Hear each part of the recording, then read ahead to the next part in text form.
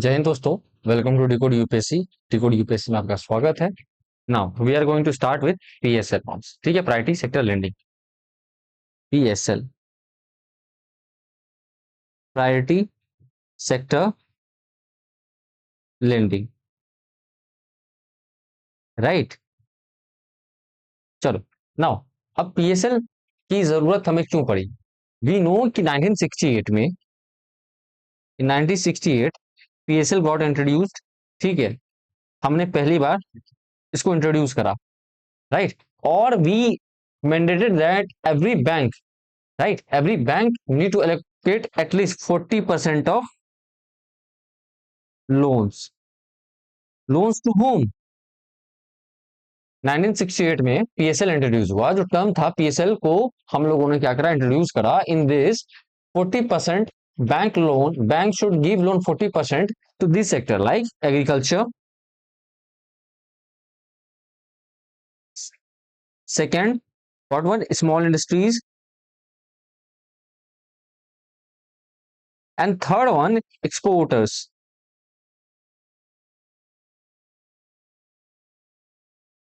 हमें पीएसएल आने की जरूरत क्यों पड़ी? What was the need? हुआ यूं कि जो बैंक्स हैं, राइट, बैंक्स क्या करती थी कि सारी बिग फर्म्स को अर्बन सेक्टर, अर्बन एरिया में बिग फर्म्स को लोन दिया करती थी, because they know they are going to get good amount of interest from there, and may be उनकी जो लोन है वो रिकवर जल्दी हो जाए। But they have one prejudice कि भैया if we are going to give loan to agriculturist, है ना, अगर फार्मर को हम लोन देते हैं तो they are not going to repay it. ठीक है ना। तो हमें 1968 में पीएसएल नॉर्म्स लेके आना पड़ा, सो दैट कि in this sector also we can provide loans. ठीक है। नाउ अब 2015 में, इन 2015 पीएसएल रिफॉर्म हुआ।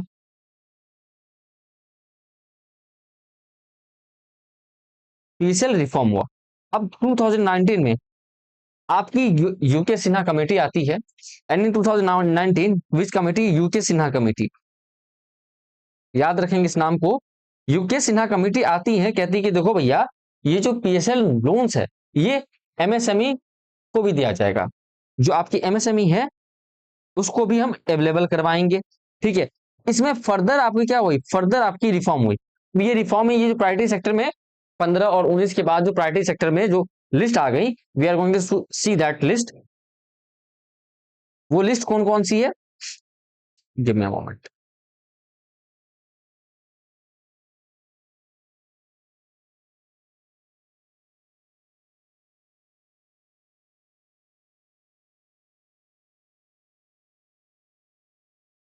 Right now what was that list जो रिफॉर्म आई प्रायोरिटी सेक्टर में?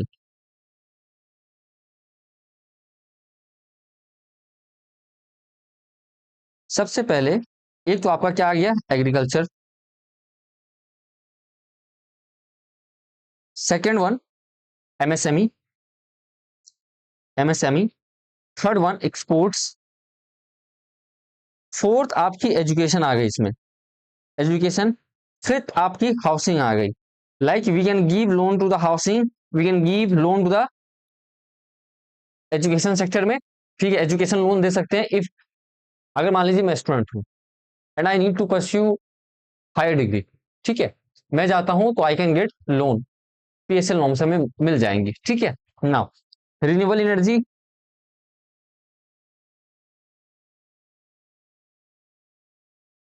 Right, social infrastructure,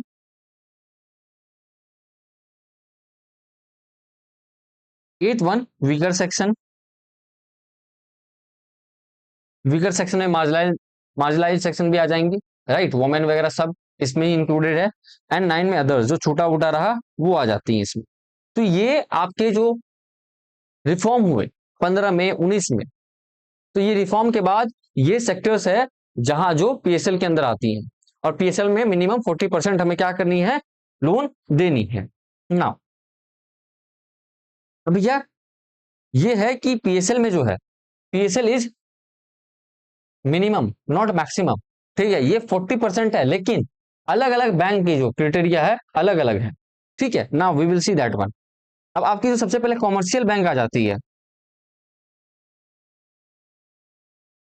commercial bank including आपकी, यहां पे आपकी क्या जाएंगी भाई साहब, फॉरेन बैंक भी।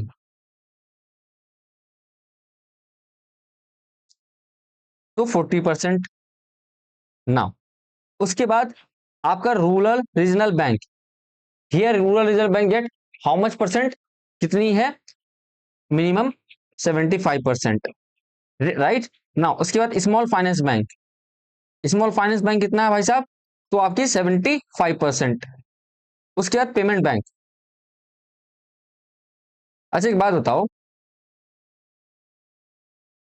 क्या पेमेंट बैंक लोन देती है? जब पेमेंट बैंक लोन नहीं देती है, then how they are going to give PSL, right. यहां पे नहीं होगा, because they don't give credit. उसके बाद आपकी आ जाती है rural regional bank, sorry rural cooperative bank. अब यहां भी क्या है भैया, कोई भी गाइडलाइन नहीं है, as such no guideline.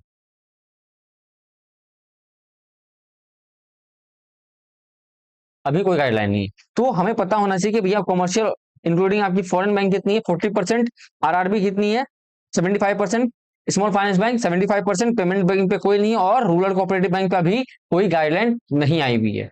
Is this clear to you? Now PSL जो है लिखते चलेंगे, पीएसएल जो है भैया क्या है, PSL is minimum, PSL is minimum not maximum.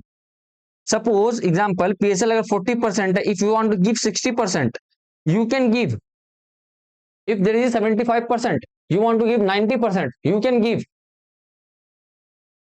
that's not a matter of concern, right now। हाँ अगर आप 40% की जगह 30% दे रहे हो, तो भैया आप अंडर अचीवर बैंक बन जाओगे, अंडर अचीविंग बन जाओगे, राइट। नाउ अब मानिए कि अगर बैंक लोन देती है एनबीएफसी को, और ये एनबीएफसी जो है नॉन बैंकिंग फाइनेंशियल कंपनीज को, अब ये एनबीएफसी क्या करती है, लोन दे देती है पीएसएल सेक्टर में, तो भैया इसकी कोटा जो है पीएसएल कोटा में काउंट हो जाएगी। सपोज कीजिए मैंने एक्स वाई जेड, एसबीआई है, X Y Z NBFC company को लोन देती है, and that company gives loan to PSL sectors में, जो पीएसएल सेक्टर्स में हमने देखा है कि भैया जो जो आ रही हैं, ठीक है राइट, जो प्रायोरिटी सेक्टर में, सॉरी प्रायोरिटी सेक्टर में जो जो आ रही हैं उनको लोन देती है, तो that loan will be counted in PSL Kota of SBI. Clear है?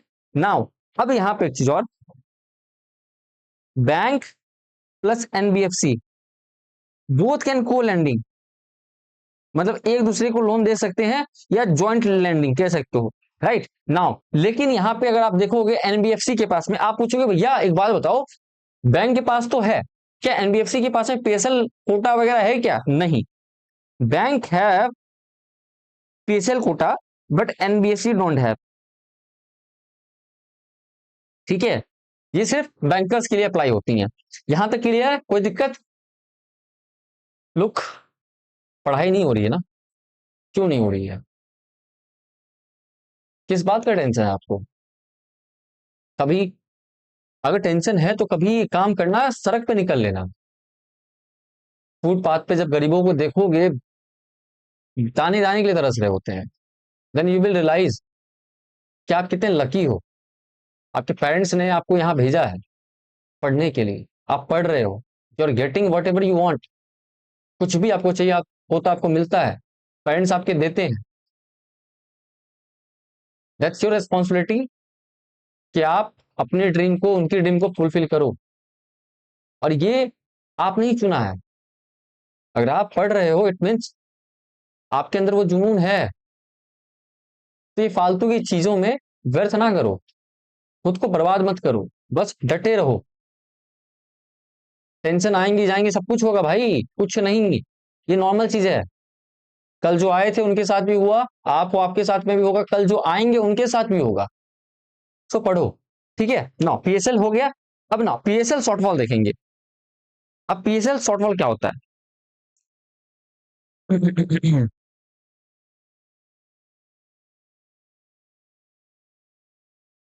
ना सपोज कीजिए एसबीआई है, एसबीआई तो भैया कॉमर्शियल बैंक है ना, एसबीआई के ऊपर पीएसएल कोटा लगा 40%, बट एसबीआई क्या की, कितना दे रखी है,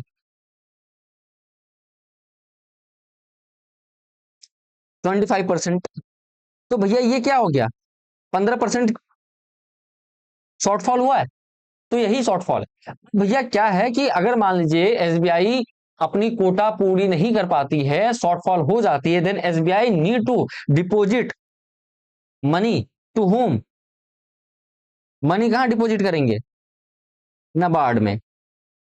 नबार्ड में क्या, RIDF, rural infrastructure development fund में, या अदर फंड में, अदर फंड अंडर आपकी क्या होगी, सिडबी हो गई, या अदर फंड्स में,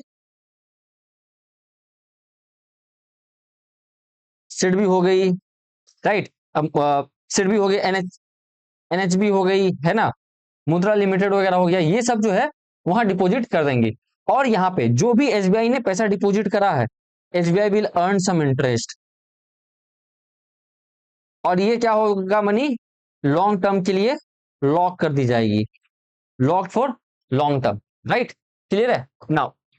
पीएसएल सर्टिफिकेट देखो, पीएसएल सर्टिफिकेट,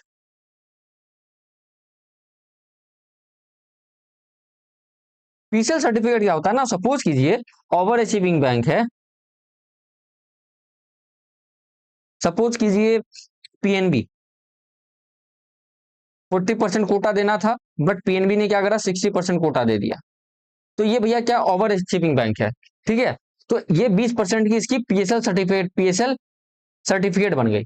अपना हमने देखा एसबीआई, एसबीआई 15% क्या है भैया, अंडर अचीवर है। तो एसबीआई क्या करेगा, यहां से ले लेगा 15%।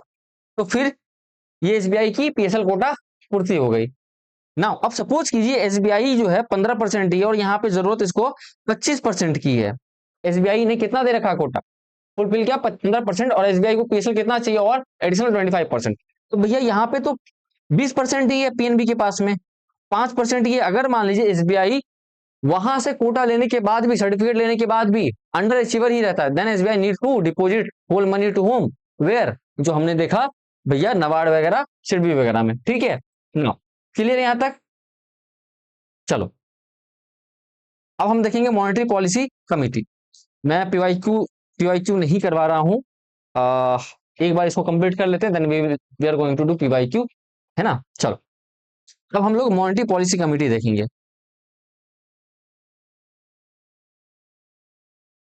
Monetary policy committee. अच्छा भाई साहब एक बात बताओ, मॉनेटरी पॉलिसी कमेटी हमने देखा है काम क्या होता है, बेसिकली काम क्या होता है भैया, पॉलिसी रेट, जिसको हम लोग रेपो रेट कहते हैं, रेपो रेट को कंट्रोल करती है, ऊपर नीचे करती है, जिससे क्या करती है, आपकी इन्फ्लेशन को कंट्रोल करती है। मेन ऑब्जेक्टिव क्या है, इन्फ्लेशन, ठीक है ना। अब भैया ये बताओ कि मॉनेटरी पॉलिसी कमेटी में जो है कितने मेंबर होते हैं, 6 मेंबर आर देयर। तीन आपके आरबीआई साइड से हो जाते हैं, तीन आपके आरबीआई साइड से होते हैं, और तीन आपके गवर्नमेंट की साइड से ना। जो आरबीआई की साइड से होते हैं, कौन कौन होते हैं, सबसे पहले एक आपके आरबीआई गवर्नर होते हैं। दूसरा कौन होते हैं भैया, आपके डिप्टी गवर्नर होते हैं। तीसरा क्या होते हैं, एक nominee from RBI central board, one nominee from RBI का सेंट्रल बोर्ड से, राइट ना। थोड़ा फैक्चुअल है, ध्यान देंगे, करते चलेंगे, हो जाएगा ना। उसके बाद जो गवर्नमेंट साइड से, तीन गवर्नमेंट साइड से होते हैं, जो गवर्नमेंट ये करती है ना। उसके बाद जो अपॉइंटमेंट होता है आपकी आरबीआई साइड से, मतलब कि गवर्नमेंट डिप्टी गवर्नर का, ये कौन करता है, तो इधर से जो अपॉइंटमेंट होगी, तो अपॉइंटमेंट किसके द्वारा होगा, FSRASC, मतलब बोले तो financial sector regulator, financial sector regulator लिख देता हूं मैं, financial sector regulator appointment search committee, ये क्या करती है आपकी आरबीआई साइड सिलेक्शन करती है, राइट नाउ। उसके बाद जो गवर्नमेंट नॉमिनेटेड है, तो इनको कौन सेलेक्ट करेगा भैया, इनको करता है search come selection committee.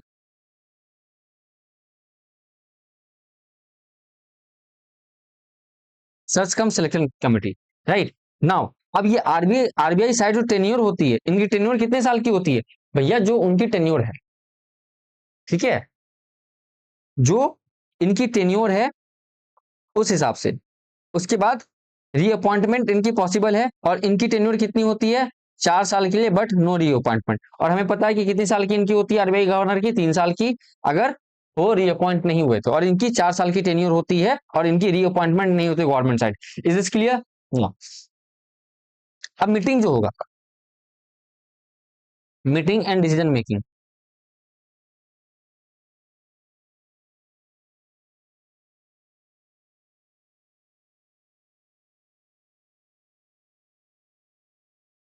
Meeting and decision making. अब ना देखो, मिनिमम 4 मेंबर होना चाहिए। मीटिंग अगर हो रही है तो दैट शुड बी, ठीक है, एटलीस्ट 4 मेंबर। क्वारम के लिए क्या होनी, क्वारम होनी चाहिए, क्वारम में कितनी होनी चाहिए, 4 मेंबर होनी चाहिए, इंक्लूडिंग आरबीआई गवर्नर। 6 में से 4 मेंबर होने ही चाहिए। उसके बाद यूजुअल मीटिंग क्या होता है, एक्चुअली में मिनिमम 4 मीटिंग होनी चाहिए per year, minimum 4 meeting per year. लेकिन क्या मीटिंग क्या होता है, बाई मंथली होती है, 2 मंथ में एक बार होती है, राइट नाउ। अब रेपो रेट, जिसको हम लोग पॉलिसी रेट कहते हैं, ठीक है, decided by majority vote. Repo rate जो है पॉलिसी रेट, जिसको ये decided by home majority vote, by majority vote, right. अगर मान लीजिए ऐसा है कि 2 बंदे ने उसके 3 बंदे उसके अगेंस्ट में दे दिए, और 3 बंदा मतलब ये होगा, तो आरबीआई गवर्नर के पास में कास्टिंग वोट होती है कि दोबारा वो दे सकते हैं। देन आरबीआई गवर्नर है कास्टिंग वोट। और ये कास्टिंग वोट जो होती है, स्पीकर वाली वोट नहीं है। स्पीकर के पास जो कास्टिंग वोट है वो डिफरेंट है, और आरबीआई के पास में जो कास्टिंग वोट है डिफरेंट है। स्पीकर वाले में क्या है कि भैया स्पीकर जो है फर्स्ट इंस्टेंट में वोट नहीं करेगी, बट लास्ट में करेगी, ठीक है, जब टाई हो जाती है। यहाँ पे अगर टाई होती है, आरबीआई ऑलरेडी कर चुकी है, दोबारा करेगी आरबीआई वोट, ठीक है नाउ। अब ट्रांसपेरेंसी और रिपोर्टिंग देखेंगे। अब देखो, जो भी डिसीजन ली है उसको तो ट्रांसपेरेंट रखना पड़ेगा ना, ताकि लोगों की फेथ बनी हो।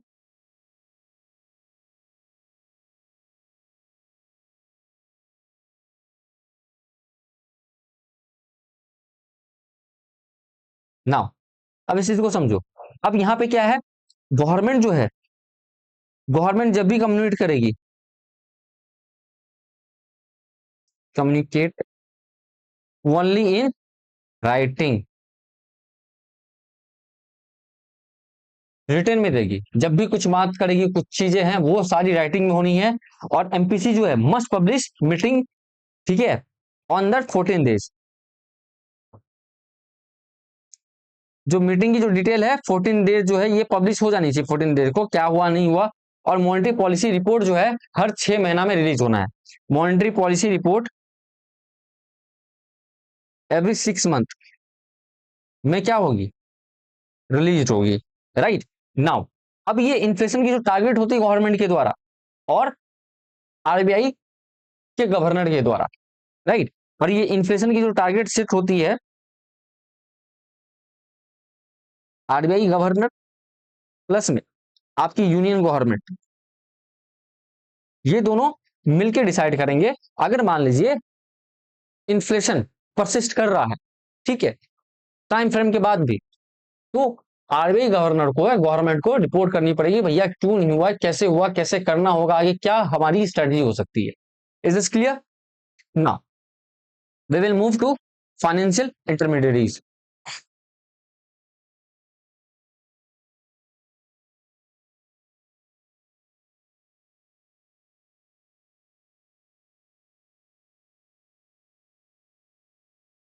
फाइनेंशियल इंटरमीडिएटरीज क्या है, कुछ नहीं भैया, एक ये बिचौलिया का काम करता है, ब्रोकर का काम कर रहा है। लेट्स सपोज जैसे बायर और सेलर है ना, एक बीच में बंदा आया, खरीदार बन गया, ठीक है, जैसे रूम ले रहे हो आप आए पीजी लिए, तो आप किसके पास जाते हो? ब्रोकर के पास में। ब्रोकर क्या करता है? बायर, ठीक है, मतलब पीजी वाले को और आपको कनेक्ट कर दे रहा है। आपको घर खरीदना है, तो जो बेच रहा है उससे जाके बात करेगा और आपको उससे कनेक्ट कर देगा। वही सीन है। फाइनेंशियल इंटरमीडिएट क्या कर रही है? एक से लोन ले रही है, दूसरे को लोन दे रही है, ठीक है ना। फाइनेंशियल इंटरमीडिएट में भैया आपकी बैंक भी आती है और नॉन बैंक भी आती है। यहाँ पे आपकी बैंक भी आती है और नॉन बैंक भी आती है। बैंक भी आती है दूसरी, नॉन बैंक भी आती है। अब बैंक में ना, इन बैंक आपकी कॉमर्शियल बैंक, दूसरा कोऑपरेटिव बैंक, ठीक है। नॉन बैंक में आपकी क्या आती है भैया? All Indian financial institution, all India financial institution, और दूसरी नॉन बैंकिंग फाइनेंशियल कंपनीज, ठीक है। नाउ अब कमर्शियल बैंक में, कमर्शियल बैंक में भाई साहब आपकी public sector bank, private sector bank और फॉरेन बैंक। और कमर्शियल में ही आपकी क्या आ जाती है भाई साहब? Differential bank.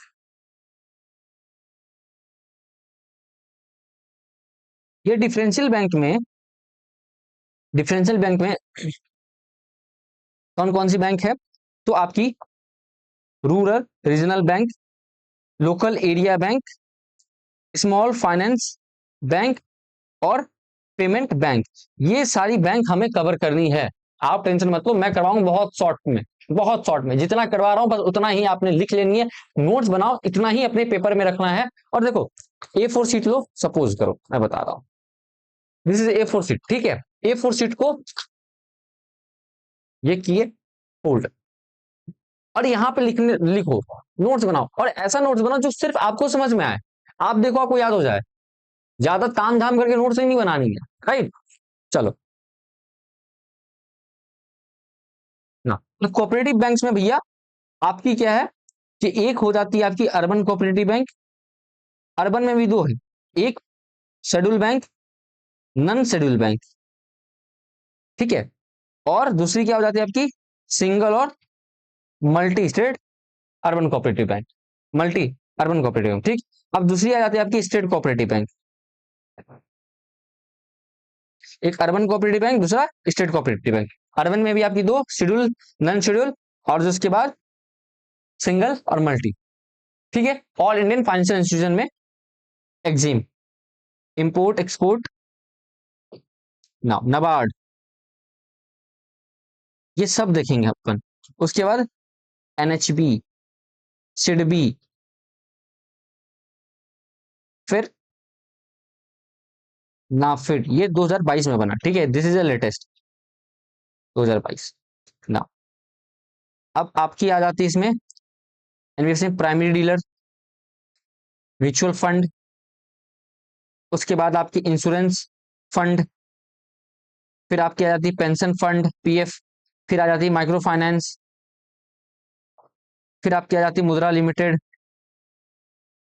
ये सब हम देखेंगे, ठीक ना। अब स्टार्ट करते हैं सबसे पहले रिजर्व बैंक ऑफ इंडिया। चलो, रिजर्व बैंक ऑफ इंडिया, कोई कमेंट करेगा कब सेटअप हुई थी और कौन सी कमेटी के द्वारा सेटअप हुई थी? चलो लेट्स सी।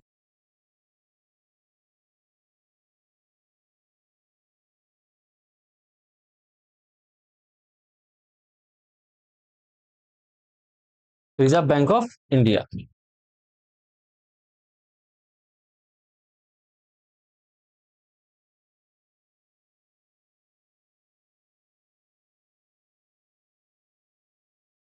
चलो। अब रिजर्व बैंक ऑफ इंडिया जो सेटअप हुई on the recommendation of Hilton young committee, setup under the setup on the basis of recommendation of home, Hilton young committee, याद रहेगा। नाउ अब आरबीआई एक्ट 1934, आरबीआई एक्ट 1934 क्या करती है भैया, RBI को प्रोवाइड करती है statutory basis for the functioning of bank. ठीक है, कि स्टेचुटरी बेसिस पे क्या कर रही है भैया, फंक्शन कर रही है एज अ बैंक।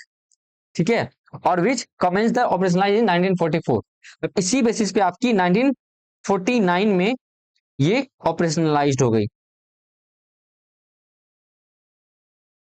तो भैया एक बात बताओ, हिल्टन यंग कमिटी के बेसिस रिकमेंडेशन पे हमारी आरबीआई सेटअप होती है। आरबीआई एक्ट 1934 जो है स्टेचुटरी बेसिस पे इसको क्या बोलता है, फंक्शनल बनाता है। एंड 1949 में ये जाके ऑपरेशनलाइज हो जाती है एज अ आरबीआई। क्लियर है। No. अब जाके अब बैंकिंग रेगुलेशन एक्ट 1949 तभी आती है। अब ये जो है क्या प्रोविजन देता है इसको, banking regulation act 1949 gives RBI gave RBI power to,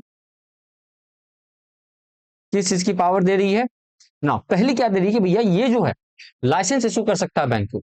ठीक है, लाइसेंस इशू कर सकता है नए बैंकों के लिए, राइट। सपोज अभी तो वन टैप लाइसेंस सिस्टम आ गया, बट आरबीआई को तभी प्रोविजन मिला कि भैया ये क्या कर सकता है, सबसे पहली बात issue licences for new bank. Second ये क्या कर सकती है भैया, approve new branches of bank. अब इसमें क्या, सपोज कीजिए कि let X Y Z bank है, वो बैंक खोली और उसको वो चाहती है कि मैं मतलब बैंक ब्रांच अपनी बढ़ाऊं, मेरी 4-10 ब्रांच है, मैं सोच रहा हूं कि 50 ब्रांच कर लूं, मैं सोच रहा हूं कि मेघालय चले जाऊं, मैं सोच रहा हूं कि आंध्र प्रदेश में खोल लूं, मैं सोच रहा हूं तमिलनाडु में खोल लूं, मैं सोच रहा हूं तमिलनाडु के एक डिस्ट्रिक्ट में, एक शहर में तिरुचिरापल्ली में खोल लूं, या मैं सोच रहा हूं कि मैं आंध्र प्रदेश चले जाऊं विशाखापट्टनम में खोल लूं, या मैं सोच रहा हूं कि तेलंगाना में जाके सिकंदराबाद में खोल लूं, या रंगारेड्डी डिस्ट्रिक्ट में खोल लूं, राइट, कहीं भी जाके खोल लूं। तो ये हो गया। थर्ड आ जाती है बेटा आपका सेट, क्या करती है, set auditing and liquidity norms, कि भैया बैंक को तो ऑडिट करना है ना।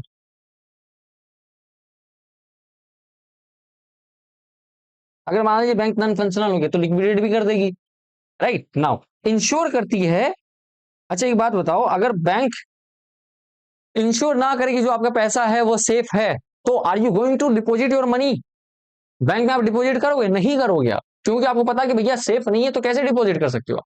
तो इंश्योर करती है कि भैया डिपॉजिटर का प्रोटेक्शन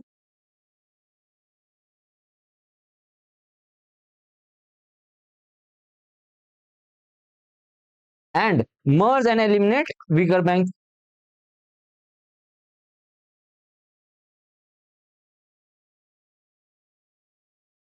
राइट, कि बैंक को क्या करेगी, मर्ज कर देगी। अगर कोई बैंक वीकर बैंक है, then RBI is going to merge and eliminate that bank, so that he can protect investor money, depositor को प्रोटेक्ट कर सके, इंश्योर कर सके भैया आपकी जो पैसा है कहीं नहीं जाना, राइट।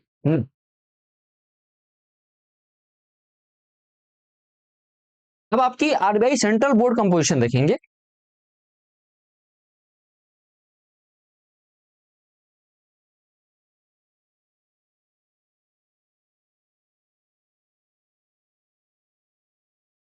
इसमें क्या है, एक तो आपकी non official, non official director है, और दूसरी तरफ आपकी ऑफिशियल डायरेक्टर। तो हम स्टार्ट करते हैं ऑफिशियल डायरेक्टर से, राइट, लिखते चलो लिखते चलो। ऑफिशियल डायरेक्टर में क्या भैया, आपके आरबीआई के गवर्नर, ठीक है, चारों के चारों डिप्टी गवर्नर, उसके साथ साथ, राइट, ये आपके ये हो गए, राइट, ये हो गए। और आपके नॉन ऑफिशियल साइड में आपके दो गवर्नमेंट ऑफिशियल, ठीक है, दो गवर्नमेंट ऑफिशियल्स आ गए, उसके साथ में 10 डायरेक्टर आ गए। अब ये डायरेक्टर हैं nominated by home, nominated by government government nominate तो गवर्नमेंट, ये गवर्नमेंट ऑफिशियल को भी करती है, लेकिन ये 10 डायरेक्टर को नॉमिनेट करती है गवर्नमेंट, और 4 directors from RBI local board, 4 directors from RBI local board. Now अब देखो, ऑफिशियल डायरेक्टर की जो भैया टेन्योर होगी वो 3 साल की होगी, और भैया रीअपॉइंटमेंट पॉसिबल है, अपॉइंटमेंट पॉसिबल है। और इनकी जो होगी, कितनी टेन्योर जो होगी, कितने साल की होगी, 4 साल की होगी। और यहाँ पे नो रीअपॉइंटमेंट, याद रखोगे, नॉन ऑफिशियल्स डायरेक्टर जो होते हैं उनकी 4 साल की टेन्योर होती है, and there is no reappointment, no reappointment. Is this clear ना? ये क्लियर हो गया। अब we are going to see RBI का फंक्शन। ठीक है,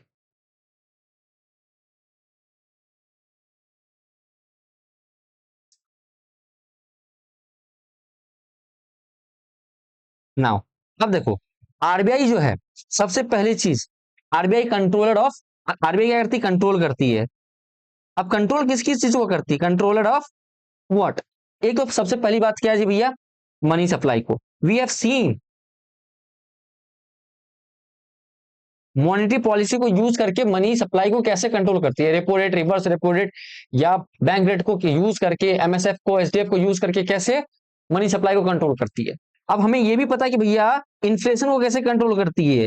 अगर मनी सप्लाई कंट्रोल हो गया तो इन्फ्लेशन कंट्रोल होगा या नहीं होगा? If money supply is being control by RBI, then inflation automatically control होगा। मनी मार्केट में है नहीं भैया, right now. After that foreign exchange को कंट्रोल करती है।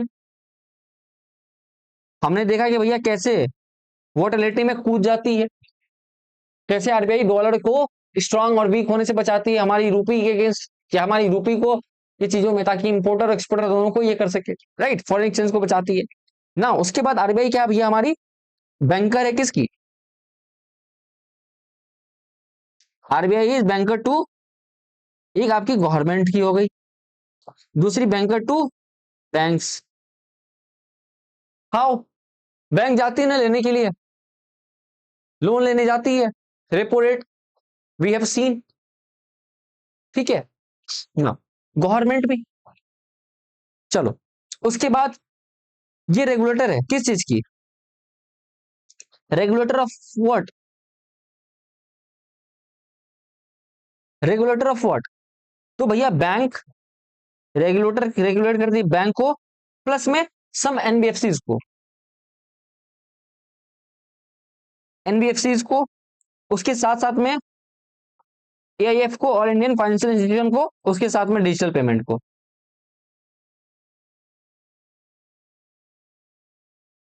राइट। ये रेगुलेटर है, ये फंक्शन है। उसके साथ साथ क्या भैया, ये आपकी इंटरनेशनल कोऑपरेशन में अपनी योगदान देती है। कुछ ज्यादा टर्म हिंदी हो गया ना। इट कॉपरेट इन इंटरनेशनल चीजों में, it shows there international cooperation in what, Basel norms. We are going to see this one also.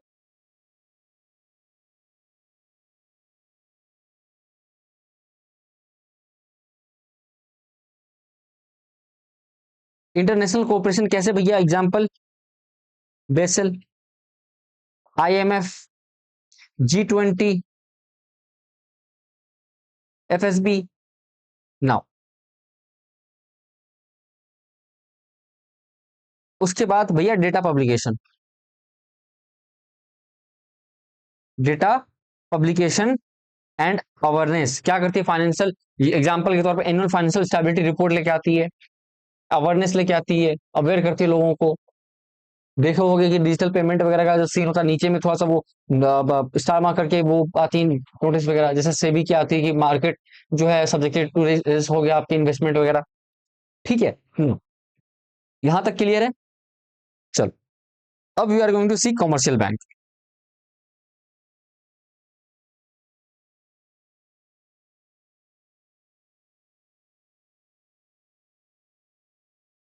Commercial bank, commercial में बैंक में भैया एक आ जाती है आपकी शेड्यूल बैंक,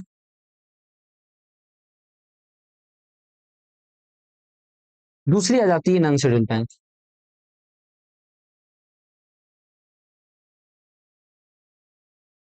अब भैया शेड्यूल नॉन शेड्यूल में फर्क क्या है उसको देखेंगे। सबसे पहले शेड्यूल बैंक क्या है कि भैया जब आरबीआई सेटिस्फाइड हो जाएगी कि दो कंडीशन साइमल्टेनियसली, आरबीआई अगर सेटिस्फाइड हो जाती है, if RBI satisfied two condition simultaneously, ठीक है, simultaneously,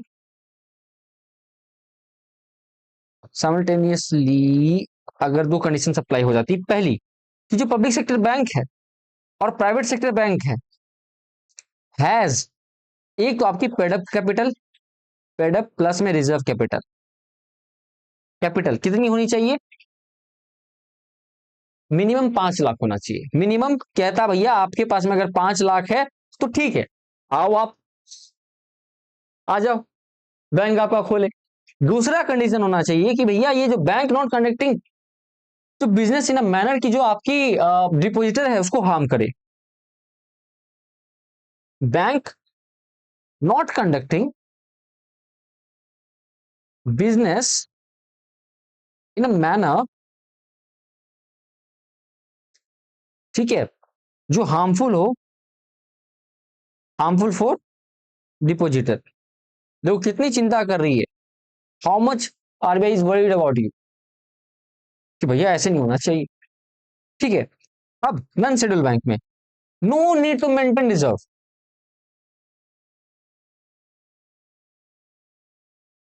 no need to maintain minimum reserve, है तो है, नहीं है तो नहीं है।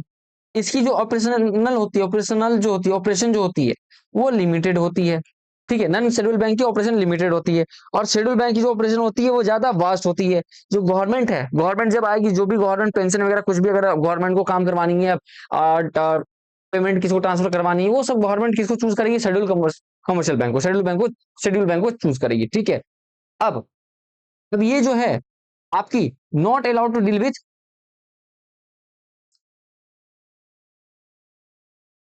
Not allowed to deal with what, foreign exchange. ठीक है,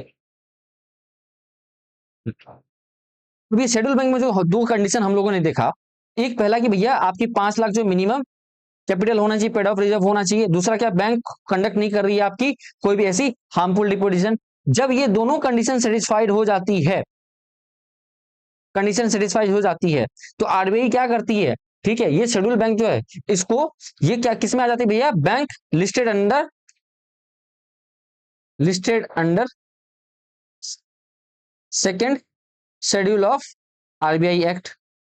अब यही जो है आपकी क्या बन जा रही है, शेड्यूल कॉमर्शियल बैंक। क्लियर है, कोई दिक्कत यहां तक,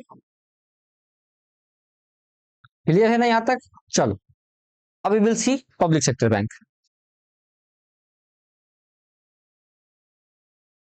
पब्लिक सेक्टर बैंक, अब भैया पब्लिक सेक्टर बैंक क्या है, पब्लिक वर्ड है, पब्लिक मतलब जनता का, राइट, जनता बोले तो सरकार का। तो यहां पे क्या है कि जो भैया ये own by whom, by central और स्टेट गवर्नमेंट, राइट। यहां पे हैविंग मोर देन 51% ऑनरशिप, यहां पे कितनी होनी चाहिए, 51% ऑफ ऑनरशिप होनी चाहिए विथ गवर्नमेंट। तो 51% ऑनरशिप किसके पास में है, शेयर किसके पास में, गवर्नमेंट के पास में है, राइट। नाउ क्लियर है, ये आपके क्या हो गए भैया, पब्लिक सेक्टर बैंक। अब प्राइवेट सेक्टर बैंक, सिंपल सी बात बोले तो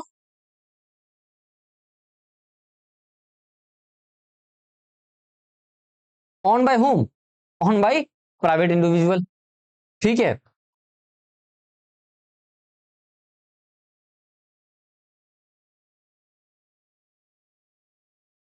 आप चल के कल बैंक खोल लेते हो तो वो प्राइवेट बैंक है, तो आपके द्वारा जो बैंक ओपन किया गया है, वेर योर शेयर इज 70% या 51% से ज्यादा है तो वो आपकी है। ठीक है, प्राइवेट बैंक हो गया, एग्जाम्पल एक्सिस, एचडीएफसी कह सकते हो, राइट। नाउ उसके बाद ये प्राइवेट सेक्टर बैंक में ही, तो यहाँ पे भैया one tap, on tap licence system आया to open private sector bank. यहां भी आपका ऑन टैप लाइसेंस सिस्टम आया। लाइसेंस आया to open private sector bank. अब इसमें क्या था भैया, समझो, अब ये किस लिए आया। पहले क्या होता था कि भैया आरबीआई की इस पे है, आरबीआई वेट करेगी क्या है नहीं है कैसे है ये होगा।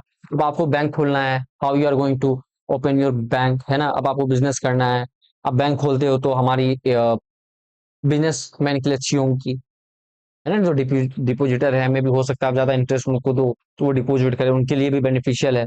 तो गवर्नमेंट क्या करेगी भैया, बोली कि सुनो, प्राइवेट एंटिटी जो है बैंक खोल सकती है after getting licence from RBI under RBI act 1940, sorry, bank regulation act 1949। ठीक है, ये हो गया। लेकिन पहले पहले क्या होता था, वेट करना होता था अप्लाई करने के लिए। ठीक है, तो कोई भी बैंक जो है, कोई भी प्राइवेट एंटिटी जाती है, कहती है कि भैया मेरे को प्राइवेट बैंक खोलना है। अब किस किस बिहाफ पे, बैंकिंग रेगुलेशन एक्ट 1949 जो आरबीआई को पावर दी हुई है कि भैया मतलब ठीक है, you can do this one. तो लेकिन पहले वेट करना होता था। अब क्या है कि भैया आपके पास में अगर 500 करोड़ का कैपिटल है, ठीक है, if you have 500, if you are 500 crore capital वाला, तो you can apply for this one. तो यहाँ पे क्या हो सकता है कि आपके पास में 500 करोड़ कैपिटल है, प्लस में आपके पास में 10 ईयर का एक्सपीरियंस है बैंकिंग सेक्टर में। अगर आपके पास में 500 करोड़ का कैपिटल है और आपके पास में 10 साल का एक्सपीरियंस है, तो भाई साहब ऐसा है कि आप क्या कर सकते हो, क्या कर सकते हो आप उसके बाद जाओगे, आप चले जाओगे, आप गए, आप बन गए नन शेड्यूल कॉमर्शियल बैंक। अब हमें पता है कि नॉन शेड्यूल कमर्शियल बैंक है। कमर्शियल बैंक बनने के लिए भैया दो कंडीशन, एक तो भैया मिनिमम 5 लाख कैपिटल होना चाहिए, दूसरा कि भैया आप जो है हार्मफुल वर्क नहीं कर सकते, इलीगल काम नहीं कर सकते हो, दो कंडीशन है। अब कहोगे ऑलरेडी 500 करोड़ तो है, लेकिन आरबीआई यहाँ करेगी, दोनों पे वॉच करेगी, भैया देखिए तो मेरा था कि भैया हार्मफुल काम तो नहीं कर रहा है, राइट, ये भी कंडीशन ये होना चाहिए। प्लस में आप क्या करोगे, प्रोटेक्ट करोगे अपने डिपोजिटर को। ठीक है, जब आरबीआई सेटिस्फाइड हो जाती है तो आरबीआई कहेगी ठीक है जी, नाउ यू आर, अब आप क्या बन गए हो, शेड्यूल कॉमर्शियल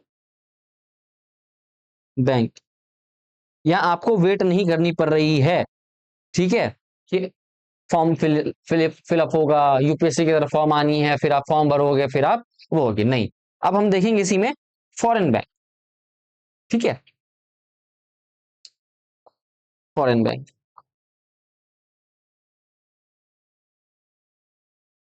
अब फॉरेन बैंक, भैया ये जो फॉरेन बैंक है, स्टैब्लिश हुआ इंडिया में, establish in India, but on by foreign entities.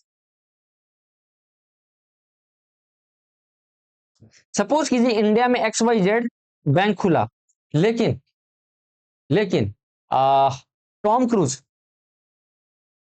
ने इन्वेस्ट कर रखा है, वही मैनेज कर रहे हैं। ठीक है, तो फॉरेन बैंक हो गया, है तो इंडिया में बट, एग्जाम्पल सिटी बैंक। ठीक है, नाउ यहां पे जो है सीआरआर एसएलआर जो है, पीएसएल नॉर्म्स जो होती है, ठीक है, डिपेंड करती है नंबर ऑफ ब्रांच पे, बाकी जो देखेंगे सारा सेम ही होता है। ठीक है, चलो, सी यहाँ भी जो आप कहोगे फॉरेन बैंक में सीआरआर एसएलआर का क्या सिस्टम है, वही सिस्टम है जो आपकी कॉमर्शियल बैंक की है। चलिए यहाँ तक कोई दिक्कत, if you have any issue let me know and do join Telegram channel. If you have any issue you can connect with me on Insta, Telegram, WhatsApp. ठीक है, थैंक यू सो मच। कल जो है next class में हम लोग start करेंगे cooperative bank देखेंगे, उसके बाद नन बैंक में और इंडियन फाइनेंशियल इंस्टीट्यूशन के साथ साथ में फिर आपकी एनबीएफसी देखने के बाद में we are going to move ahead. फिर जो बैंक की जो इश्यूज है, बर्निंग इश्यूज वगैरह, वो सारा देख के रैप अप करते हैं। इस चीज को बहुत लंबा खींचा जा रहा है, होपफुली कि ट्रैक पे हम लोग जल्दी आ जाए। चलो, थैंक यू सो मच।